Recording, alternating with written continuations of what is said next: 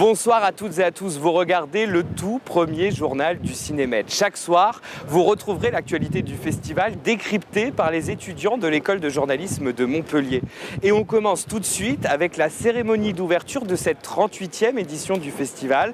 Ennuyeuse ou forte en émotion, comment a-t-elle été vécue? Nous nous sommes glissés dans le public pour y trouver la réponse. Un reportage de Camille Da Silva et Stéphane Amalian.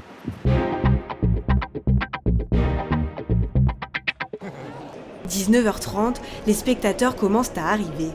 Pour Karina, habituée du festival, direction le premier rang. À quelques minutes du lancement de cette nouvelle édition, elle ne cache plus son impatience. Nous, on a vu les programmes longtemps à l'avance et donc on est heureux de voir que ça se concrétise et que ça y est, on est enfin là au jour d'ouverture. Aurélie Filippetti, la nouvelle présidente, lance le festival et présente un invité tout particulier. Sergi Lopez.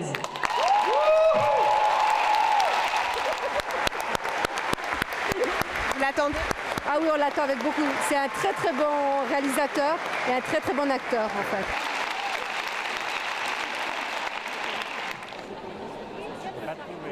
Les officiels sont au rendez-vous, Philippe Sorel, le maire de la ville, et Carole Delga, présidente de la région.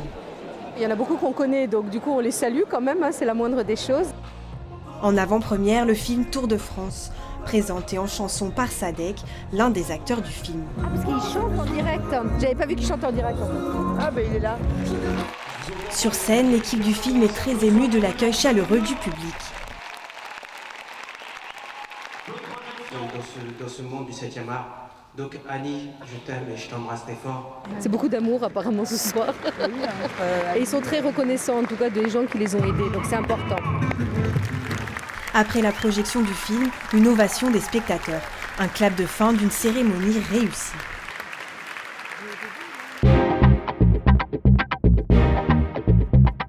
Les films sont essentiels, il y a des films qui font changer le monde, il y a des films qui font évoluer les consciences, peut-être plus que des décisions politiques parfois, ou en tout cas il y a des films ou des œuvres d'art qui entraînent des décisions politiques. Et je pense que tous ceux qui ont vu le film Fuoco Amar et qui racontent justement cette tragédie de Lampedusa ne parlent plus de cette question-là des migrations de la même manière. Donc c'est important, on en parle au cinéma de la thématique des migrations. C'est abordé à travers différents films et je pense que ça va permettre de faire réfléchir. Ça donne une vision humaniste, humaine de ce qui se passe et de cette tragédie terrible. Écrivain, réalisateur, comédien, c'est avec des gants de boxe que Rachid Jaidani remporte ses premiers combats. Né d'un père algérien et d'une mère soudanaise, l'ancien boxeur est un écorché vif. Il commence sa carrière par le théâtre et se dirige progressivement vers le cinéma. En 2012, Rachid Jaidani est récompensé pour son film Rangen, une victoire, un uppercut. Aujourd'hui, il revient avec Tour de France, l'histoire d'une amitié entre un jeune rappeur et un maçon du Nord. Rachid Jaidani, bonjour. Bonjour. C'est la deuxième année que vous êtes présent au Cinémed. Qu'est-ce que ça représente pour vous d'être diffusé ici et d'avoir fait hier la soirée d'ouverture? De revenir ici, à chaque fois, il y a des souvenirs de bonheur, quoi. Et hier, l'ouverture en particulier, c'était troublant parce que les gens de la famille, du distributeur, du producteur autour du film ont dit « on ne te dit pas tout, mais tu as vu quelque chose d'assez grand et d'assez fort ». Et cette année, vous avez un partenaire justement dans ce voyage, dans cette quête un petit peu initiatique, qui est un partenaire exceptionnel, qui est Gérard Depardieu. Ouais. Comment est-ce que vous avez fait, comment est-ce qu'on fait pour enrôler Gérard Depardieu, qui est une star dans ce genre de film? Arrivé à un moment, dès lors où tu lui balances 2-3 syllabes autour de ton histoire, il te stoppe net et te dit « serre-moi la pogne, ton film, on va le faire ». Avec lui, on est dans du réel, on est dans du vrai, ça se passe dans les yeux et dans le silence, et puis chaque mot a sa portée et ton corps a son importance. Et puis arrivé à un moment, un jour, on dit action et c'est lui qui s'offre de tous ses pixels, de tout son amour, de toute son histoire du cinéma, mais en même temps nu. Parce que quelque part, j'ai eu le sentiment à ses côtés, d'être avec un enfant. Et en tant que réalisateur, qu'est-ce qu'on peut lui dire vraiment pour le driver, pour le conseiller? Est-ce qu'on lui Écoute, parle? Est-ce que tu penses que quand tu es face à Mohamed Ali, tu vas lui dire lève ta gauche ou lève ta droite? C'est lui qui te met les gants. Dans vos thèmes récurrents, quand même, il y a l'intégration, le vivre ensemble.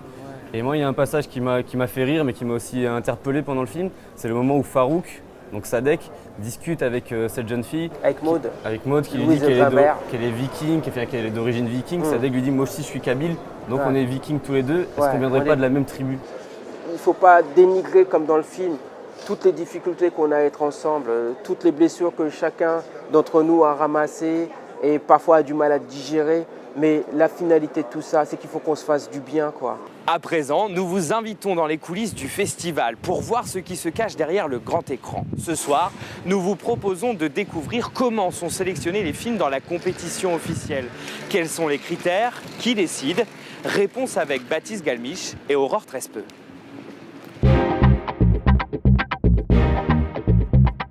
Pour comprendre comment sont choisis les films au Cinémed, il faut regarder du côté des courts-métrages, puisque 450 films ont été envoyés cette année et seuls 5% sont retenus. Une femme pour réaliser ce travail de titan, Michelle Driguez. Elle a visionné tous les films en 5 mois. Pour faire son choix, elle a une méthode bien précise. Je me fais un tableau par pays où je me crée à chaque fois un champ où je prends quelques notes de visionnage qui me permettent de mémoriser le film. Le premier critère de sélection est géographique. Réalisation ou histoire, le film doit être en lien avec la Méditerranée. Mais il y a d'autres conditions pour être sélectionné. Il faut que le sujet soit intéressant, il faut que les scénarios soient intéressants, il faut que la façon de filmer, le traitement cinématographique, tout ce qui fait la qualité d'un bon film, les acteurs, la lumière, le montage, le travail sur le son, soit convaincant. 23 courts-métrages sont en compétition et pour certains de ces réalisateurs, c'est un premier pas vers le long-métrage.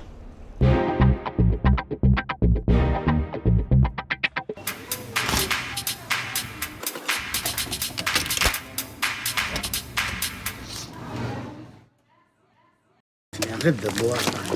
Mais toi, oh quoi? Tu vas te fermer, mais qu'est-ce que t'as? Ferme ta gueule, je fais ce que je veux encore. Tu fais ce que tu veux, c'est ça ton truc? Ton site? Qu'est-ce qu'il y a? Alors un film qui donne envie déjà, 2 acteurs que j'aime beaucoup. Ça serait 2 autres acteurs, je pense que ça ne créerait chez moi absolument aucun intérêt cette bande-annonce.